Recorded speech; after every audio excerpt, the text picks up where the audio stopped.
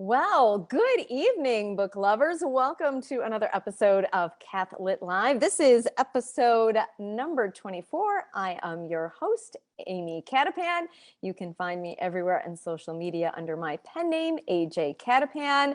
And as usual, this show is brought to you in part by the Hello Prayer app. I like what it says on the back of the mug. Take a breath, take a sip, talk to God. I have a feeling that's going to be important for what we're talking about tonight.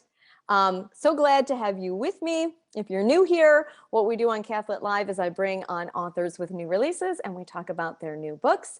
And tonight I have a special guest who's been on the show before. Her name is Maddie Evans. The last time I had her on, I looked it up, it was February, and we were talking about her book, Spirit of the Violinist. She's coming on again tonight. She told me she has a mystery surprise for us. So we're going to see what Maddie Evans has to talk about. Let's bring her back on the show, Maddie Evans.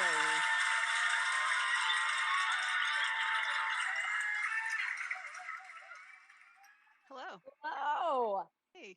Welcome back, Maddie Evans. How are you doing? Very good. How are you doing? I'm a little worn out. It's the start of the school year. Yeah. So thank you for having me on again. Well, I'm so glad to have you on. We've had you on twice before, and you've got a surprise for us for tonight. What is this? I'm not prepared with questions. Okay, well, the surprise is that you are the surprise. I am the surprise. That you had a book coming out and you've been so nice about interviewing me twice that now you get to talk about your book because you never tell us about your stuff. So Oh, I see how this is. You're turning the tables on me. I am yes, I'm being a rebellious guest. So here you are, you invited me into your home and onto your show and here. So I hear that you have a book called Sweet Jesus, Is It June Yet? And I want you to tell me, yeah, there we go. You had it right there. So tell me your elevator pitch for that book. Sure. All right. So Sweet Jesus Is It June Yet has the nice long subtitle of 10 Ways the Gospels Can Help You Combat Teacher Burnout and Rediscover Your Passion for Teaching. So that kind of tells the basic idea. But basically, it's a book for any educator who loves Jesus and is maybe feeling a little worn out from their job. So it could be a classroom teacher, it could be a catechist, it could be a youth minister. I've even heard from homeschooling parents who have gotten a lot out of it, principals, DREs, you name it. Because the book is really a look at how Jesus was a teacher and what inspiration we can get from him. So it's a combination of gospel reflections that I've done after looking at all four of the gospels. And then what lesson can we learn from how Jesus acted in those gospel stories. And then I pair that often with my own stories. So one of my humorous tales from the trenches. So people can have a relatable story. Jesus is our aim high, but he's pretty hard to live up to that one. So I aim high for Jesus, but then you can have my not so perfect, very human stories and not at all divine stories to relate to. Okay. So is that what inspired you to write this book or was it something else?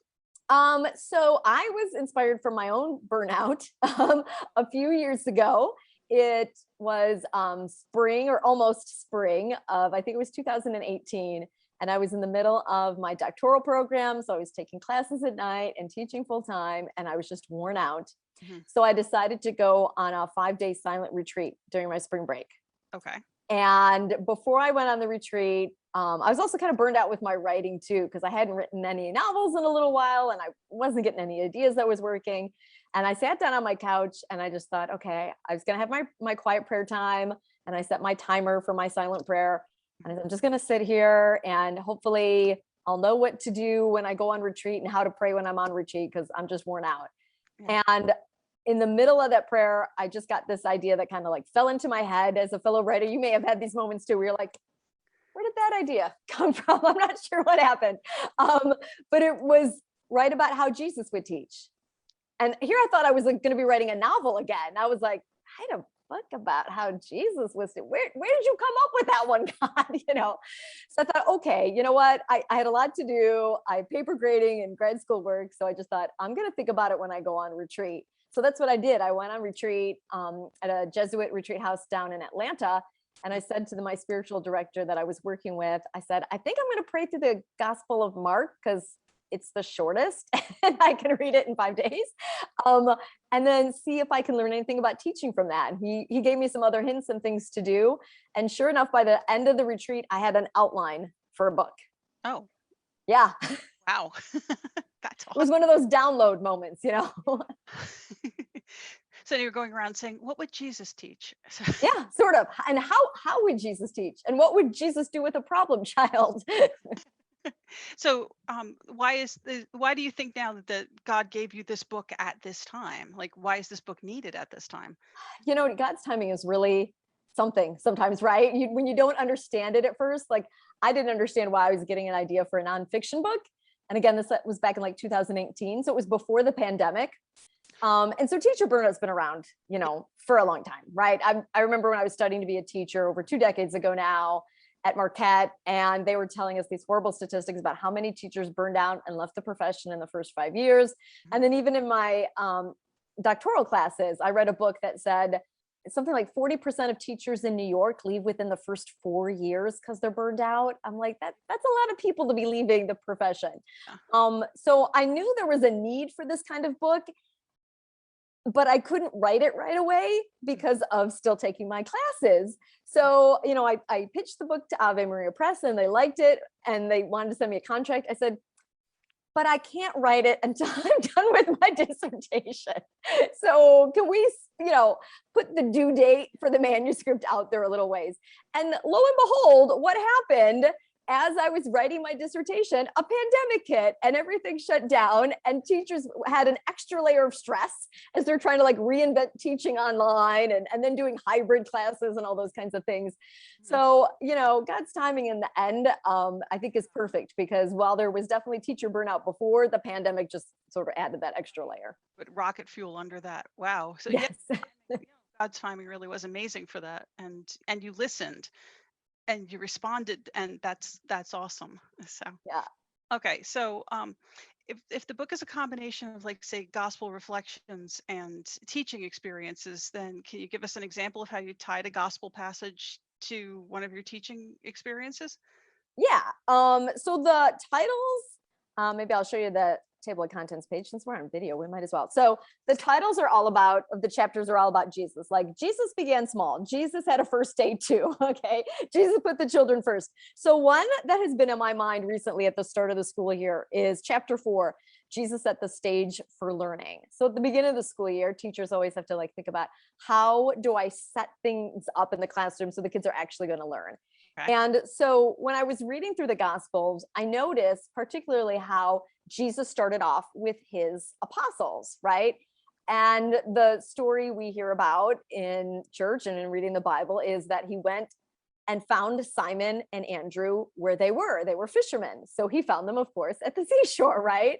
And so he met them where they were, and then he spoke to them in a way that they would understand. So he told Simon, I'm going to make you a fisher of men now. You're going to catch people instead of catching fish, which might not make sense to someone who's not a fisherman, but it definitely would have made sense to Simon and Andrew who fished for a living, right? And I just thought about how true that is for us with our students too. Like, first of all, we need to get to know them, right? Like, obviously Jesus knew stuff about the apostles when he called them. Like, he knew Simon and Andrew were fishermen, and then he knew to talk to them in a way that was going to make sense to them and that would appeal to them.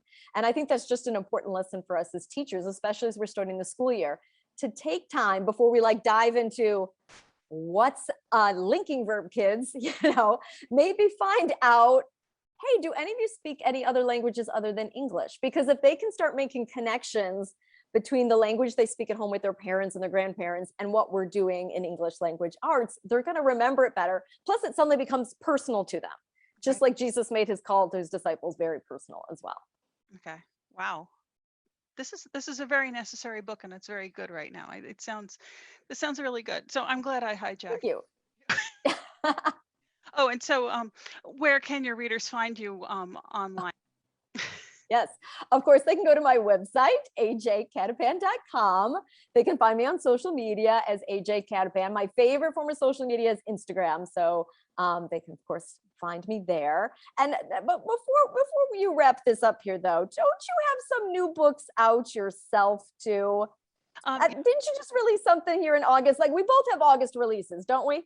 Well, yes, kind of, but mine is called Matchmaking the Midwife. It's part of a series called Healthcare Heroes about and they're romances, and in each one there's a healthcare practitioner who falls in love. And in mine, it's a midwife whose client is a teen mom who decides to set her midwife up with her single father dad. So she's but he had a really bad experience, and whereas she's a widow and she thinks it couldn't get any better than that. So can even a brand new baby bring together these two people? So that's my story. And that's Oh, midwife. very good. Very good. All right. So, and everyone can look you up at maddieevans.com. Is that still right? Yes, or on Amazon. We're on Amazon, right? You can find us all on Amazon. On Amazon. A necessary beast in the publishing world. Yeah. Oh, well, thank you so much for interviewing me. Thank you for letting me hijack your interview. It's always good to talk with you. Thank you. And your book sounds great. So best of luck with that. And I just hope that we now have all sorts of people who are teachers who are now energized to either, homeschool or go back into the classroom. Hopefully, we'll pray that it ministers to a weary education force wherever people are teaching. Absolutely. Okay. All right. Thank you for coming on. I'm going to put her back in the waiting room. All right. Thanks, everybody, for joining me for another episode of Cath-Lit Live. And thanks to Maddie Evans for hijacking my show and giving me a chance to talk about my new release. It's my first book in a few years. So I'm very excited to have it out there. So go ahead and check it out. You can find it on Amazon, of course, Barnes & Noble, or you can go straight to AveMariaPress.com. Also, if you are an administrator or just somebody who knows a lot of teachers or a lot of catechists and you want a group discount, please feel free to contact me on my website. I have given that discount code out already to people who are members of my newsletter. So come and join us. Come join the Insiders Club. You can find it on my website. Message me, contact me, DM me, like and subscribe to this video and my YouTube channel. And until next time, everyone, happy reading, safe teaching. Don't burn out all my teacher friends. We're going to make it. Follow the advice on Hello. Take a breath, take a sip, talk to God. Till next time, happy reading, everyone.